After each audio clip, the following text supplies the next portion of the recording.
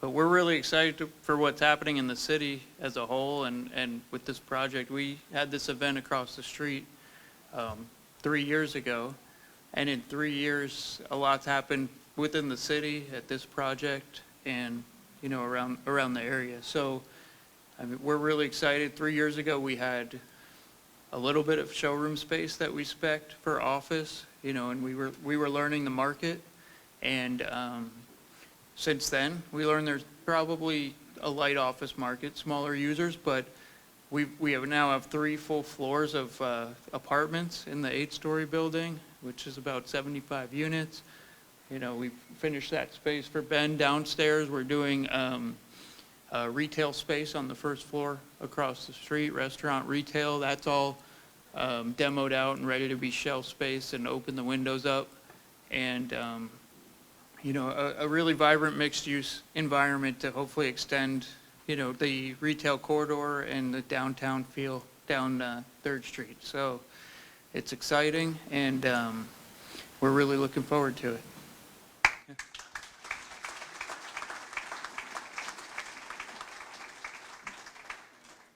Thank you, Justin. Sorry, I just wanted to mention one quick thing, that why we had the event up here is I think this gives you a great example of before and after. So I just thought that was a good intro, you know, with all the historic and different buildings we have in town here. You could see, kind of get a vision of what can be done. Thank you, Ben. Thank you, Justin. And if you need space, see Justin, because they have a lot of space all over the place. So, and this can be built out for you. So, with that, I also want to thank our event sponsors for tonight. So, our event sponsor is Mercy Health Fairfield Hospital, and our presenting sponsor is Fort Hamilton Hospital. So, thank you for those 2 sponsors for making this event possible. And with that, I'd like to invite Ron Konovich, President of Fort Hamilton, to the podium.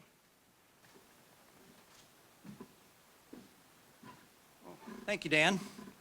You know, on behalf of Kettering Health Network, it truly is a privilege to be the presenting sponsor here as part of this event. We have done this for several years now.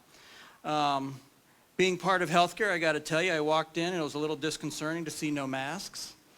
But I think that's a good thing, isn't it? We'll find out in a couple weeks. So. But anyway. You know, Fort Hamilton has been in the community many, many years, and we are partners with the city. When you have a strong school system, a strong health system, and a very active city like we do, it really attracts businesses. And I am very proud to be part of the community. And I think our job is really trying to keep up with everything that the city is doing. We have had some tremendous growth over the last year. I could bore you with all the details, but that literally would be what it is, boring you.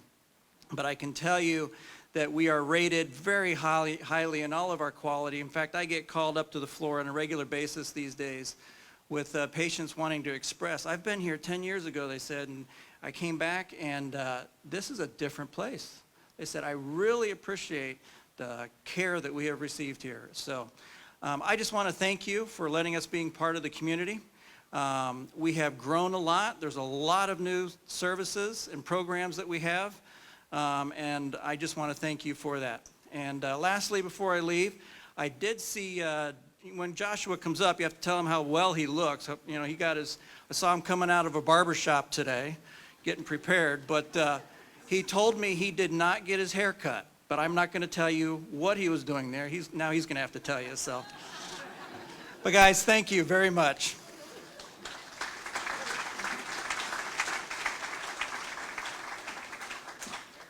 Okay, and now we begin the program with our mayor, Pat Mueller.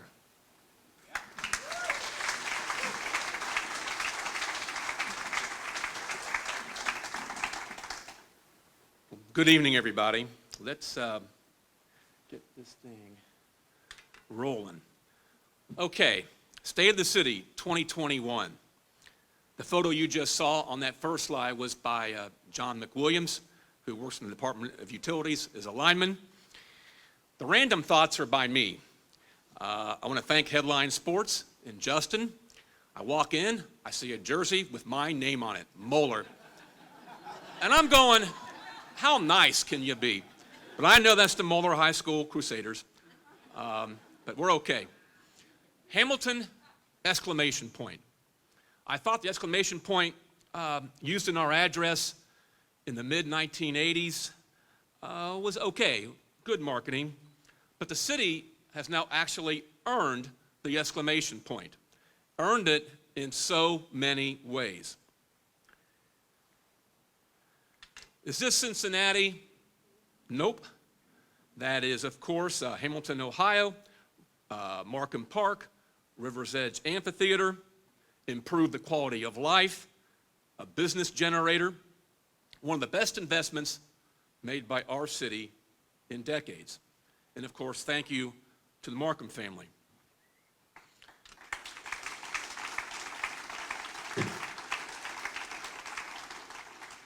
Is that New York City on that slide? Nope. That is Wings of Hope mosaic artwork and Hamilton Current display in Hamilton, Ohio. Thank you, Fitness Center, the artist, and Ian. And I'm supposed to give a plug. Live shows are back at the Fitness Center in November.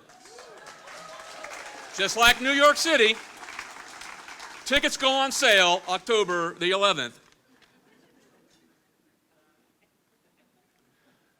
A mural in Chicago. Nope. Hamilton, Ohio. Thank you, Street Spark, Artist, and Tell Ohio Credit Union.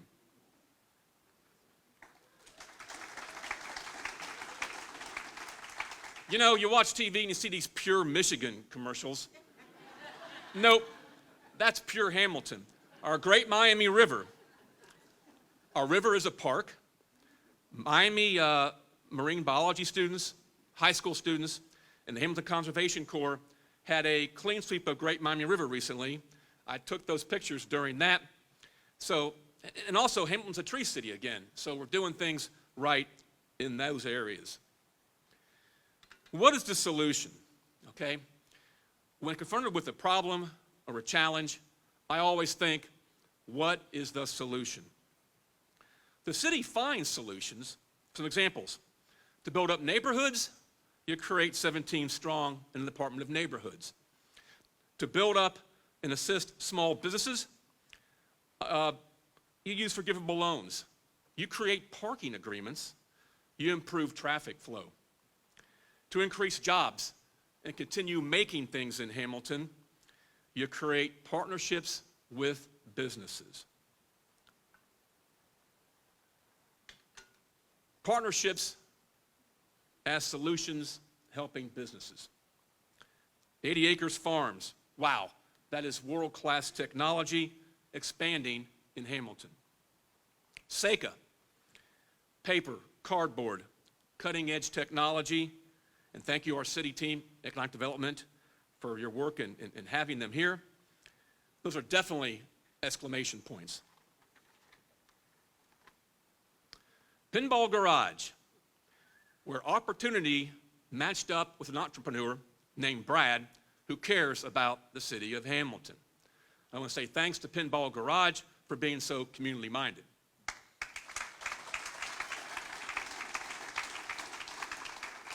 And then there's Spooky Nook. The city partnership with Spooky Nook will make sports history and business history. The Hub. Now that is Hamilton cool. Great repurpose of a building with character. And the staff even rakes the AstroTurf on Sundays. I saw it myself on Sunday. It is like an urban backyard. And I say thank you to all the local folks who made that possible. Schuler and Benninghofen Woolen Mill. Now and in the past, those photos. Vehicle provided by Duff Carpentry on Pleasant Avenue. The future is exciting, and we're looking forward to a great repurpose of the mill. Mixed-use development in the Lindenwold neighborhood in the Miami Regional Campus area. All right, here's fun. Jim Goodman, who's here tonight, at Municipal Brew Works, and they're true friends of the city of Hamilton, told me that Westside Little League, their World Series experience, was joyous to our city. And I love that word. That is so appropriate. And I agree. Thank you, the champions from Westside Little League. The Cunningham sisters of The Voice, Macy and Marie, they're joyous as well. A baseball team and 2 singers have shown America youthful courage, character, talent, and fun. The Hamilton Way, exclamation point. And congratulations also to the Hamilton Joes, the Great Lakes Wooden Bat baseball team. They also are champions. And a special shout out to the Highland Elementary School Walk to School parents during National Walk to School Day, which was yesterday. A note about Hamilton's Department of Infrastructure, Utilities, and Public Works. They are reliable, they are local, and they are ours. They answer the bell 24 hours a day, 365 days a year. So we're so very proud of them. A community is not just where you live, but also how you live with other people. And that's Pastor Shack's Hype youth group with Ohio Means Job Mentors. And 17 strong volunteers at the Crawford Woods School neighborhood area. Community, exclamation point. And thank you all the community groups and organizations such as Hamilton Chamber of Commerce, obviously, Hamilton Tree Board, SELF, and there are so many others. Business intern host plus 39 internships results in full-time and part-time jobs.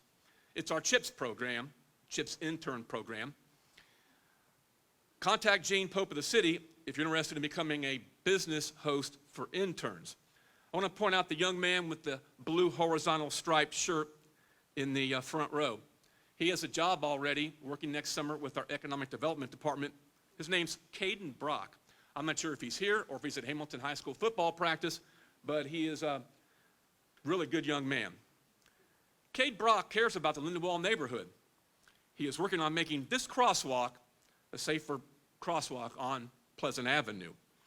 Signage, maybe line of improvement. Stay tuned. Caden, I think, is coming to council on Wednesday night to talk about it. Change gears here. When the city has a challenge, we won't look away. We face it. Improving east-west road connectivity, traffic, parking. We have to face them, and we will find solutions. Congratulations to Miami University Regionals for many reasons. One is the Nursing Innovation Hub, a $10 million investment. State-of-the-art simulated learning experiences in the nursing program. ICU, pediatrics, surgery simulators. Creating future health professionals to address future unknowns in health in Hamilton, exclamation point. Many of those will hopefully be working at Kettering Fort Hamilton, Ron. And continuing thanks to our City of Hamilton Health Department for addressing known and unknown health issues. We're very proud and lucky to have them. Please say thank you to our police, fire, EMS, healthcare personnel, veterans, military personnel.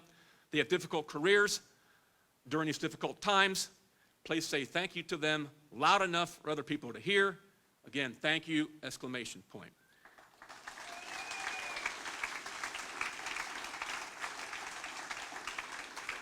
Remember 9/11, and thank you to the Hamilton Fire Department, the churches, Hamilton Flea, Hamilton Veterans Hall of Fame for their remembrance events. And also, we need to remember those who we lost in the last 12 months, including Joel Schmidt, Linda Hartford, Jeff Bowling, Larry Neal. They loved Hamilton. So many of those that we lost over this last year loved Hamilton.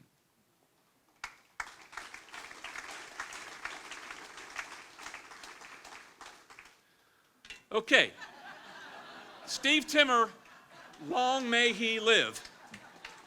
After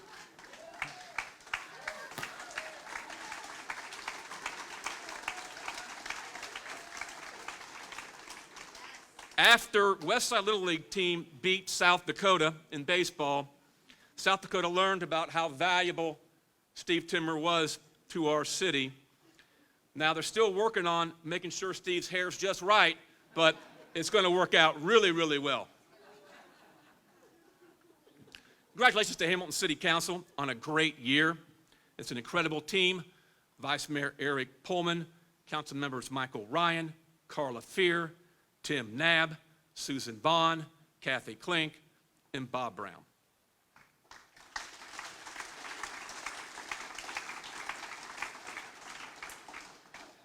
Joshua Smith in his early years. Fort Hamilton, 1791. And those are the plans for Spooky Nook that he's got rolled out in front of him. Joshua Smith is a man of vision. Thank you, Joshua, for leading our great city team. I gotta laugh at that one too, I just have to. Okay, my last slide. We who believe in Hamilton are happy in Hamilton, and that's my dog, Happy Gilmore Moeller. But now is the time to hear from the architect of our success, the leader of our great city team, Joshua Smith, and his presentation is going to be great! Exclamation point.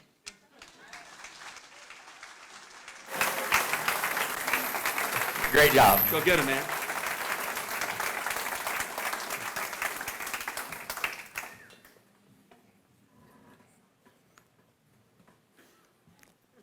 Why does Steve Timmer get Mount Rushmore and I get like the 1791 photo? So I was telling some people this evening about 10 years ago tonight, this is my 12th State of the City address, and I remember doing my second one, and I looked at the notes, and it was, we're going to survive, this is terrible, we're going to still be here. It was so melancholy. Tonight, I'm playing pinball, I may or may not have had a bourbon, and it's like, this is a totally different atmosphere than what we were 10 years ago. So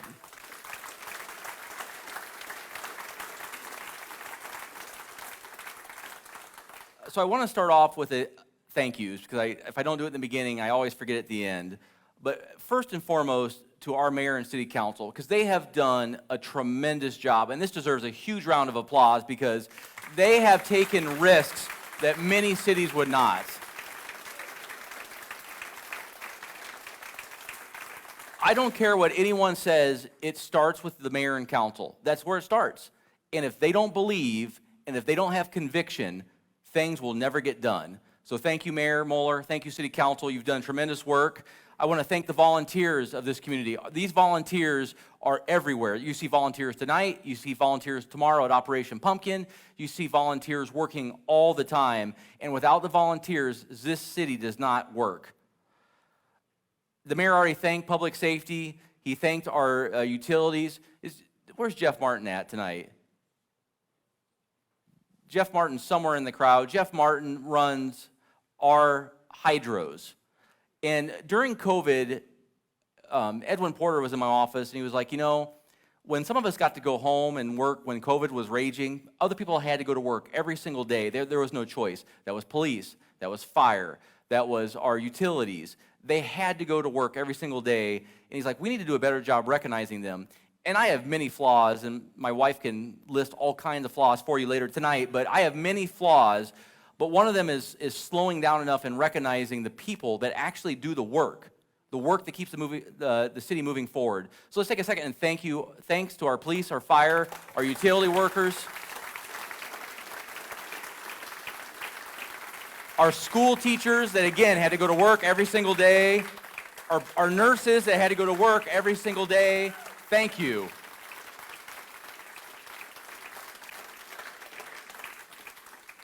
I got a couple special thank yous. One is to Woody Fitton. Woody is, if you've not heard, is retiring as CEO from the Great Miami Valley YMCA system. But I don't even know if Woody's here tonight or not, but I want to say a special thank you. Woody has been a rock for the city since I've been here. Good times and bad. Woody's always there for advice. The mayor already has Steve Timmer on Mount Rushmore. Big deal, Steve Timmer. But I put Steve Timmer on the moon. But take that, Steve Timmer. But actually, I just had a photo of Steve until I saw the mayor's slides. I'm like, oh, I'm not going to let him one-up me with Mount Rushmore. But this is a true story. I can't remember if it was 7 years ago or 8 years ago. Steve Timmer, Kathy Klink, Tom Van Horst, and I, we drove to Pittsburgh, Pennsylvania, and we looked at the Pittsburgh Parks Conservancy. And we knew that our parks were in bad shape and that we needed to re-energize the parks. And, I mean, this is not saying too much, but what Steve and the Parks Board have done as a team has been nothing short of incredible. So give him a huge round of applause.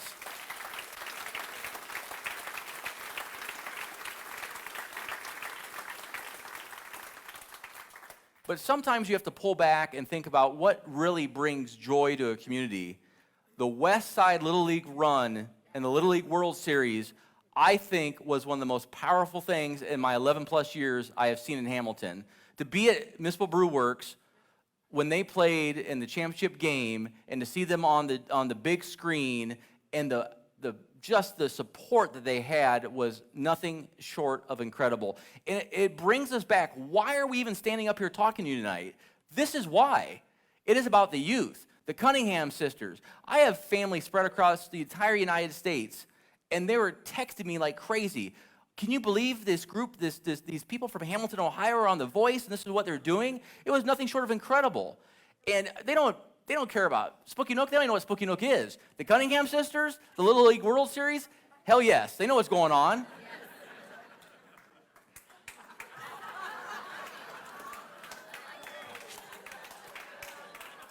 So one last thank you before we get into the meat of the presentation. There is a group of people that helped put this on. And Amy Bach, a.k.a. Harley Quinn, Pat Moeller, the mayor, but Amy, the mayor, and I, this is our 12th State of the City, the three of us together. Now, you have Aaron Hufford, Jacob Stone, and Mallory Greenham that will tell you that I probably drive them crazy for the 2 weeks coming up to this event because we are changing slides, and hey, if the mayor's got Steve Timmer on Mount Rushmore, we got to put him on the moon type of stuff, but they are they're just awesome. So thank you to the people that are actually doing the work.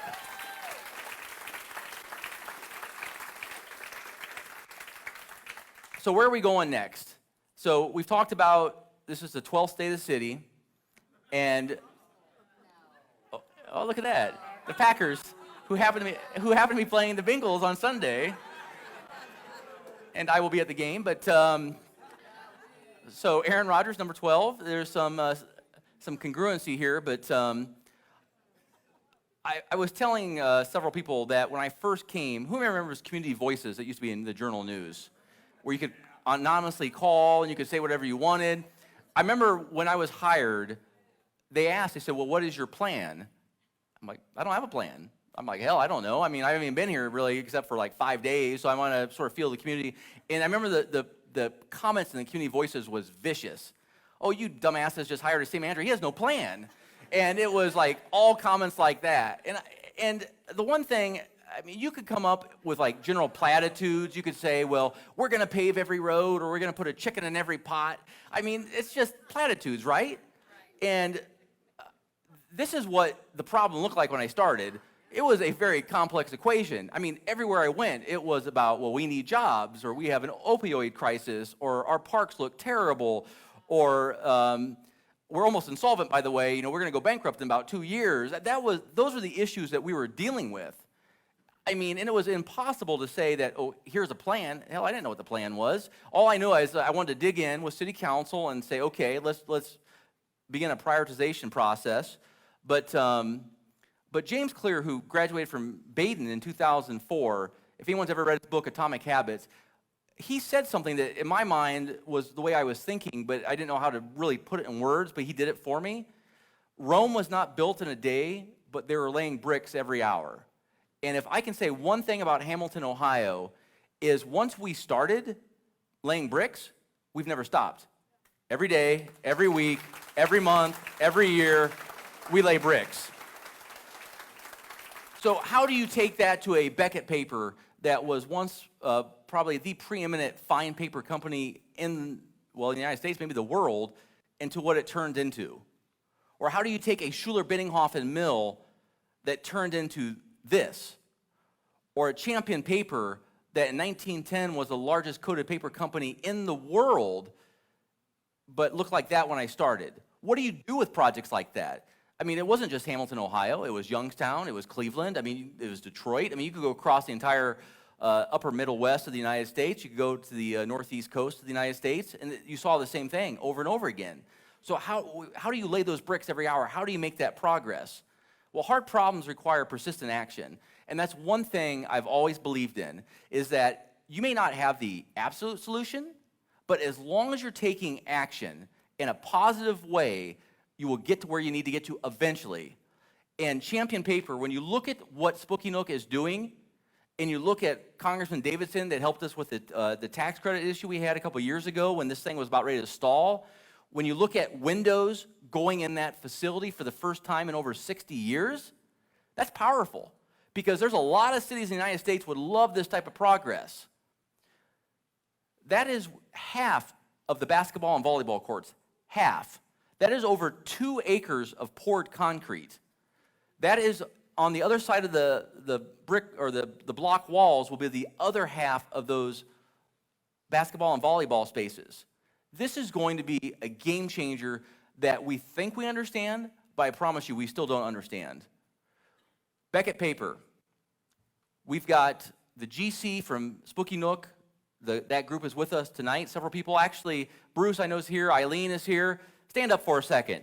These are the people that are rebuilding Champion Paper.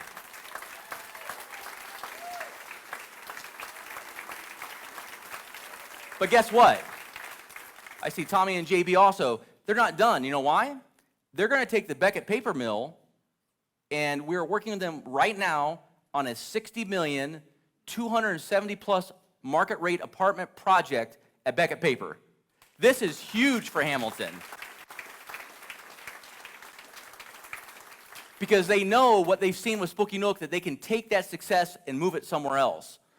We've already heard about Schuler-Biddinghofen. We know that that's under contract. We know that we're working on doing that. But what about a Cohen Recycling? That is what that property looked like in the late 1800s, early 1900s. And you can see to the top of the screen where what is now Champion Paper or Spooky Nook.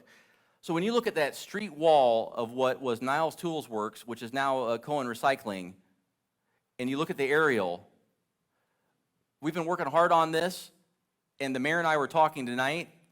We would like to do, because we have so much progress right now that some of it we just couldn't announce, we would like to come back in April. Is Jim Goodman here? There he is. In April, we want to come to your place at Municipal Brew Works, the mayor and I, and we want to put up a little stage. We like a little live music, but that was more the mayor's request than my request. And we want to talk about 5 or 6 projects we can't announce tonight, but we're so close that we think this group will be excited. So it's a midterm State of the City, April, Municipal Brew Works. Don't miss it.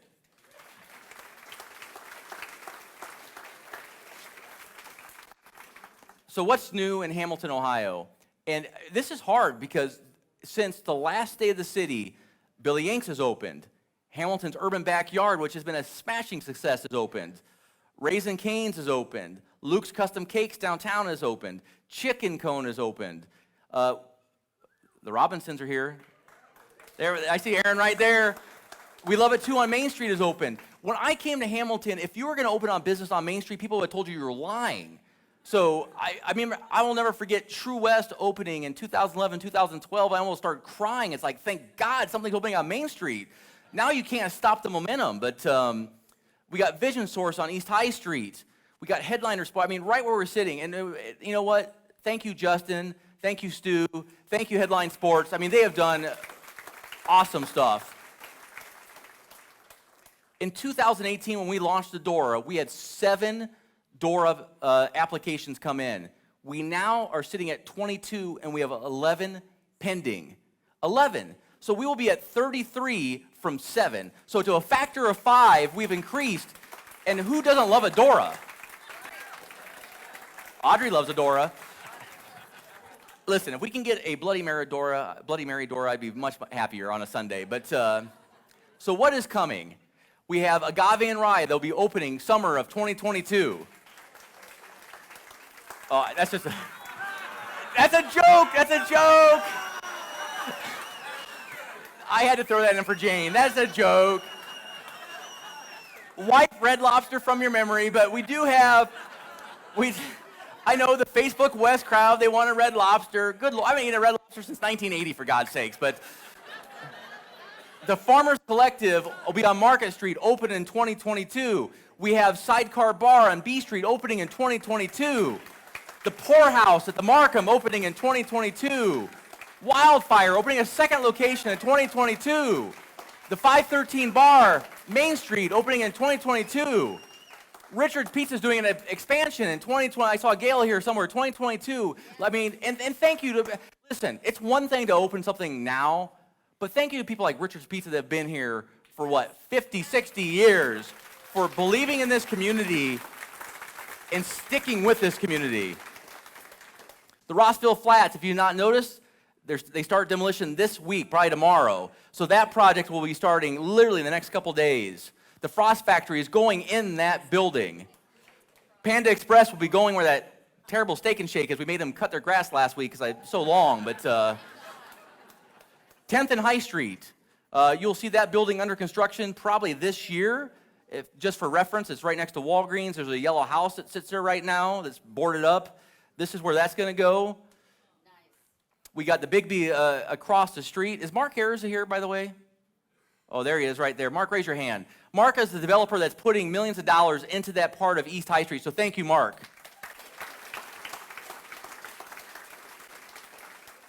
The one thing I've heard a lot is, hey, we have a lot of apartments, we don't have condos. Nick and Nancy Lonnie on their property on, I guess it's Pyramid Hill Boulevard, looking on the river, are building, doing a project with Justin Doyle Homes. If you want to buy a condo, you better call them quick, because I know they're going to go fast. But you got 100 North B Street. Not necessarily going to look like that, but you're going to have 36, 38 walk-up apartments right there. We're working with them maybe to partner with Great Miami Rowing to do a rowing center as part of this project. But again, it's exciting. So, you know what, MBW, first of all, in my mind, there's still been nothing like MBW that has changed the dynamic of our downtown. And without MBW coming and throwing energy into what we wanted in our downtown, I am convinced the Markham Apartments, others wouldn't be here. Right. Thank you, Jim Goodman. Thank you, MBW. But you have MBW, then Fretboard opens across the river. We have Amp House Brewing that's going to be going on Maple. They'll be opening in 2022.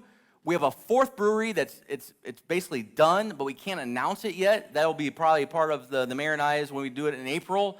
But we have got 4 legitimate microbreweries opening in Hamilton, Ohio, and actually we're working with a 5th one right now. So when you think about what success looks like, when you think about maybe a peer community, when you, Asheville, North Carolina, maybe a Greenville, South Carolina, you look at a Chattanooga, Tennessee, the one thing that they've built is the hospitality businesses, the restaurants, the breweries, and I think that, I mean, because of people like MBW, Allman Sisters, and others that paved the way for us, that we are going to be making that progress. So thank you to all the small businesses for what you have done.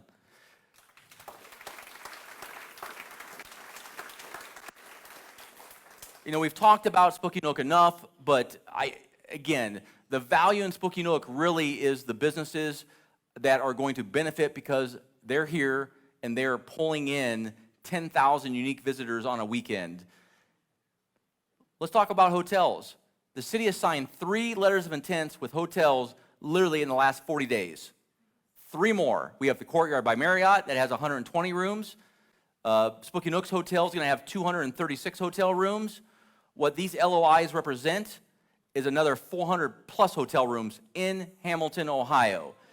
And these names, that you see the one that says Flag and the 2 boutique, I guarantee you when we have the green light to announce the boutique, it's a name, both of them are names that you're familiar with and you'll be incredibly excited about.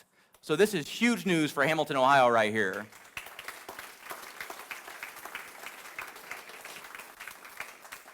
So we have to sort of wrap this up. What is the secret sauce? So 12 years, 12th state of the city. I've been city manager for 11 plus years with an incredible city council. What is the secret sauce? So someone asked me that question a few months ago, and in my mind, it comes down to advanced manufacturing, placemaking, clean energy, and finally, safe neighborhoods. I'm going to touch on all 4 of those. The advanced manufacturing piece, I think, is critical, because when I first started, the thing I heard from everyone is, hey, we're bleeding jobs, we need jobs. And 80 Acres came into Hamilton a few years ago, and they did the impossible. They raised, in their last capital raise, $160 million. Now, that may not mean a whole lot to everyone in the crowd, but to put it in perspective, in Cincinnati, from a startup perspective, the biggest startup never even raised $100 million in a single round. They raised $160 million in one. They smashed, not the Hamilton record, the Cincinnati record. And I don't know, is Mike Zilkin with us tonight? He was in Amsterdam on Monday. He was doing a keynote in Orlando, I think, on Wednesday, and he was going to try to make it. But Mike Zilkin is in the lower center of that photo. Him and Tisha Livingston, they are the co-founders of 80 Acres.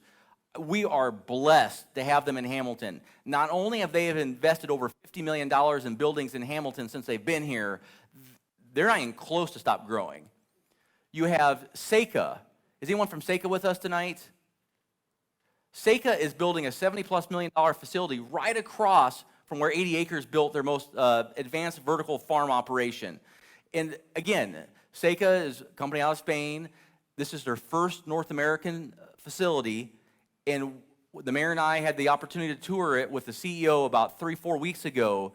And the building that's still under construction on the near side of that screen, that is one of the most advanced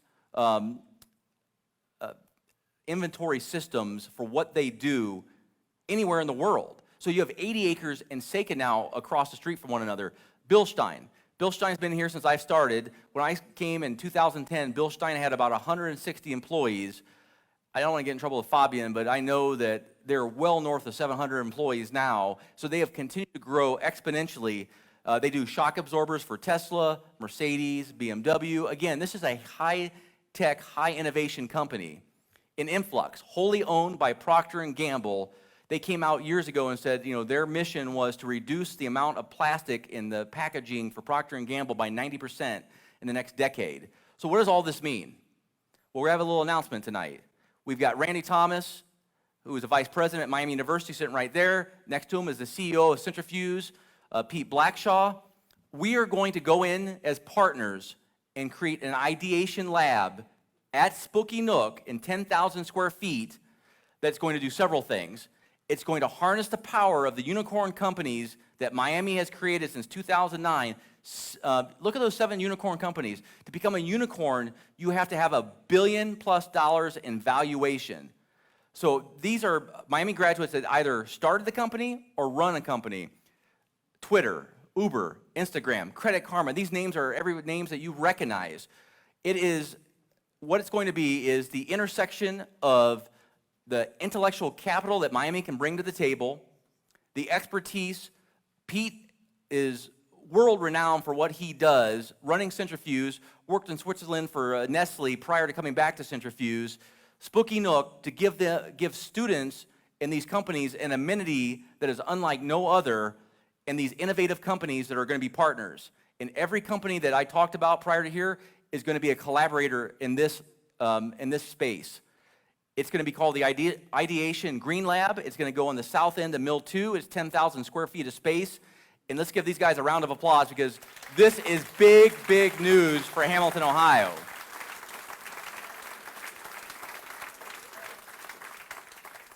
I took that photo. That's out of the south end of Mill 2. That is looking at Billy Yank. I love that photo, but the fact that this space sat underused and abused for how many decades, and it's going to turn into something very powerful. And the beauty of this, in my mind, is it brings Miami students, and they get to meet with companies that are Procter & Gamble. They can meet within 80 acres, and it helps them. The whole point of an ideation laboratory is, if you have a problem, how do you fix it? It gives them real-world experience. And not that Miami needs any help. As you saw, they have 7 unicorn companies since 2009. But it's just another a tool for all of us to leverage the respective strengths of all of us. So placemaking. This has been huge for us. In 2010, if you would have told me that a hub would take in a space on F and Main Street and turned it into an Austin, Texas food truck park, I would have laughed out loud. Who has been there in the crowd? Well, a lot of you that have not been there, shame on you. You need to get over there, because I was there Tuesday night about 10 o'clock getting some macaroni and cheese for Braden after a soccer game, and this place is amazing. But just what used to be Ryan's Tavern, which is now Basil 1791, pushing outdoor dining, the bike trail systems that we're working on, what the park system has been able to accomplish. I mean, they have progressed this leap years past where we were 10 years ago. Markham Park has been an amazing family room for Hamilton, Ohio, but it's this type of placemaking that we have to succeed as a city. So clean energy. So this is big, and this is not something that gets talked about a lot at Hamilton. I know everyone's aware that we have the hydros on the Ohio River, and I know that they're aware that 50% plus of our power is carbon-free power. But what I don't think a lot of people understand is when an 80 acres comes and says, we need to put a world corporate office somewhere, but we need it to be carbon-free, we can guarantee it's carbon-free. It's not because we're buying RECs. It's not because of some, excuse the term, some bull crap. Well, we'll buy this and do that and give this to you. And we are generating carbon-free power on the Ohio River, transmitting it to Hamilton, Ohio, and our companies can say that their power is carbon-free. And that is huge. And it's huge for a whole variety of reasons. And I don't want to get into the politics of green or not green. Let's just simply talk about the economics of this. Being green makes economic sense. And as things like solar becomes more viable, as our hydros become more important, and the electrification of mobility is upon us right now, I mean, there are more and more electric cars that are out there. In Hamilton, Ohio in 1880, the reason we succeeded was because we created an electric utility. We created a gas utility. We are the only city in the state of Ohio that owns all 4 primary utilities, the only one. And it was because someone in 1880 was smart enough to get ahead of this. So how do we get ahead of this next wave? And this is critical. And I know that people are saying, well, go hug a tree or whatever. It's not about that at all. It is truly about the economics of doing this, and it's smart. And you're going to see us be very progressive in terms of electric vehicle charging stations. You're going to see us look to expand our generation portfolio, and we're going to be doing things that most other cities aren't even dreaming about doing to create a better future. All right, I'm going to wrap this up. Neighborhoods, the secret sauce. This is the 4th ingredient in the secret sauce, and this is the one that if City Council, myself get graded on, it needs to be on this one right here. It needs to be on our neighborhoods. In 2013, we recognized that we had to supercharge the neighborhoods because there were some that were doing okay, but there were many that were not doing well at all. And we identified 17 unique neighborhoods, which was a strategy because we wanted to understand how do we get into these neighborhoods and how do we start making improvements. After doing that for a couple years, we weren't making enough progress, so we created a department of neighborhoods. It just makes sense, right? If you have something that's a priority, you've got to put resources behind it. And I want to say this group right here, where's Brandon Sarber at? He's somewhere. Brandon, stand up. I know you're out there somewhere. There he is. You want to solve a big problem? you put an A-plus player on that problem. We got Brandon Sarber on the problem. I guarantee you're going to see results in a couple years because you don't put your best player on something without results. So thank you to Brandon and his team right there because you're going to start seeing results. Because in the last 2 years, everything that's in a highlight has been launched as new. And we know that what we've done in the past has not worked, and we need to do something different. And what that is a lot of what you see on that board, but what I'm sure there's things we haven't even thought of yet. But we're doing things like blight audits. We're doing things like expedited code compliance, grass cutting, street trash cans. We're doing things that traditional cities don't even do. We're doing them because we have to make progress. And I don't care about 10 Spooky Nooks. I don't care about 10 new restaurants. There's one thing that we should be graded on, and it's this right here. It's our neighborhoods. It's upon us as a community to help fix this problem. And God willing and council willing, I'm at my 12th state of the city. I'd like to be here 12 more. That's up to council, not to me. But this is our issue that has to be addressed. It has to be because we cannot have that. That's just too prevalent in our community. And High Street looks nice. Main Street looks nice. I know people are happy about that. And that was a strategy because we had to do those early on because those produce revenues that help pay for police, they help pay for fire, they help pay for code compliance, public health. We had to do those first, but we're there. Now it's Lindenwold, Jefferson, Riverside. We've got to get into these neighborhoods. We've got to make more of a difference, and we've got to put more investment. And I think council agrees with that, and you're going to see that in upcoming budgets. We've got to push in on those areas. So, in summary, the secret sauce, those 4 things we talked about, plus grit equals success. Angela Duckworth wrote a book called Grit. I love her definition. It's passion and perseverance for long-term goals. If you take those 4 things we talked about and you throw a little grit into that, there is no doubt that we're going to have success as Hamilton, Ohio. And we talked about laying those bricks 1 day, 1 week, 1 month at a time. That's all we can do. For someone to say that there's a magic blueprint out there and how we can progress, bullshit. This is it right here. We have to come to work, our lunch bucket in our hand, roll up the shirt sleeves every day, but this is what success is going to look like. It's going to take a week, a month, a year. It's going to take years, a decade, but I think we've made progress, and we're going to make more progress because this is what we want. We want more ribbon cuttings, right? Right. That's what we want. Thank you.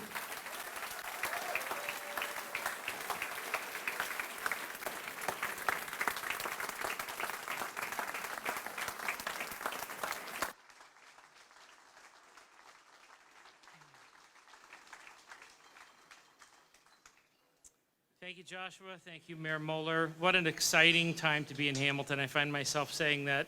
I used to say it every day. Now I'm saying it many times throughout the day. So this is an incredible city to be in, and it is the people that are making it happen, and thank you.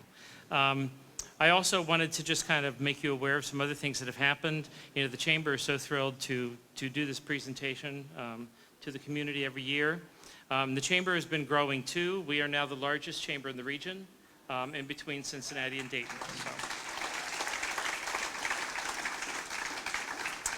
So I want to take a moment to thank our Centennial sustaining sponsors, Barclays, Butler Tech, the City of Hamilton, First Financial Bank, Fort Hamilton Hospital, Mercy Health, Fairfield Hospital, Ohio Credit Union, U.S. Bank, and your 7-figure business coach. I also want to once again thank our event sponsors tonight for making this happen, Fort Hamilton Hospital and Mercy Health Fairfield Hospital. Thank you. So, and let's celebrate the success of Hamilton and our great future. Thank you.